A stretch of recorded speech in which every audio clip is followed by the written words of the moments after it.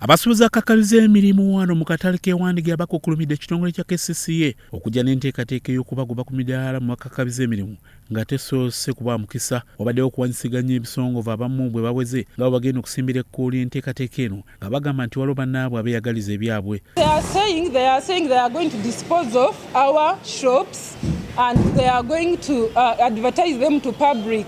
Ku bano kubaddeko Janet Kobutungi agambye nti baali balagadde obwagazi okutandika okusasula singa baweeredde omukisa emidaala gino era nga bamaze ebbanga nga bajjukiza ekitongole kya Kcca okubakkiriza. Ensonga zaffe ziri bwe ziti twakabawandiikira ebbaluwa nnya Kcca revenue ne tubawandiika nga tubasaba ekise ebbanga liyiseewo nga tetusasula wadde muzeeyi yatugamba naye ffe nga tulengerayo obuzibu emabega ne tuwandiika ne tugamba twagala kusasula ne batatuddamu. Ne tuwandiika ogwokubiri twagala kusasula ebbaluwa zonna tuziyina bye twogerako tuyina evidence. Abadde akulembeddemu abasuubuzi bano Abdallah Bwete naye alabudde ku basuubuzi abakakkalabiza emirimu mu butale obulala bwa Kcca nti ekituuse katale kano kyantuka ne mu butale obulala. Zino ebbaluwa zavanga mu State Council nga ziwandiikibwa aba Special Hire Operators and Drivers Association of Uganda nga zituuka ku ofiisi yaffe. So ku kino kye baatuwa wano tekwaliko kopi yaffe wabula twakikola nga twegatta wamu olwokubanga tuli wansi we tukolera n'abakatale bakozesaawo. Abakatale bakozesaawo nga balina parking ey'aba vendors ate naffe tulinako space eyaffe ng'aba Special Hire Operators and Drivers mu kitundu. Stage zaffe zagazetingwa okuva mu 2015 eza Special Hire wonna mu ggwanga. Kati oli bw'avaayo n'atugenda tugenda kwewandiisa tuba tusuubira kutuwandiikira bbaluwa eri mu mbeera eno nga bawandiikira ffe particularly so si kutugatta ku kintu kirala kyonna. Mu ngeri y'emu omusuubuzi Fred Mayanja naye awakanyiza ekiragiro kino nti kikontana n'ekiragiro ky'omukulembeze w'eggwanga bwe yavaayo n'aggyawo bwannannyini ku butale n'abukwasa abantu ba wansi. Nga abasuubuzi tugenda kwetuulako ku kino ekigenda mu maaso.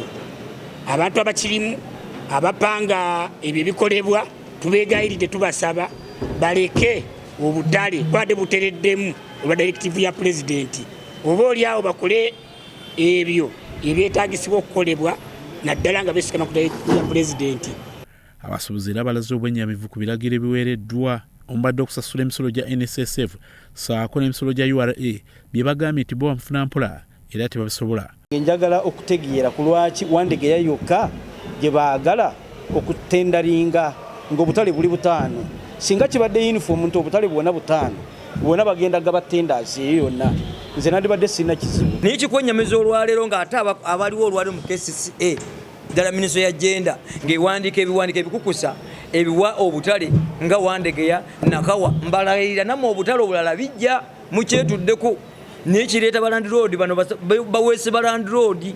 Ekiwandiiko ekibadde kiwandiikiddwa nga kigenda mu Kcca kibadde kyoleka amaduuka agali mu butale buno ag'omu maaso ebifo awakuumibwa abaana ziyite code room wamu ne parking nga byonna byatundibwa. Kcca teri feya ku basuubuzi b'e Wandegeya kubanga kitandikidde wano mu maaso ku maduuka ga RS tetuli sure nti n'akatale akalala ate bye batuwaayiriza nti kuliko abantu abaoninga amaduuka 2 kyetaaga batuuke ku ground babuuze ani naanyini w'edduuka alikoleramu aliwa ate anaali owuninga then bwe basanga nga teri owuning omuntu oyo nga bali mujjako. Byakyambadde Lawrence ne Grace Segirinya Omunyo.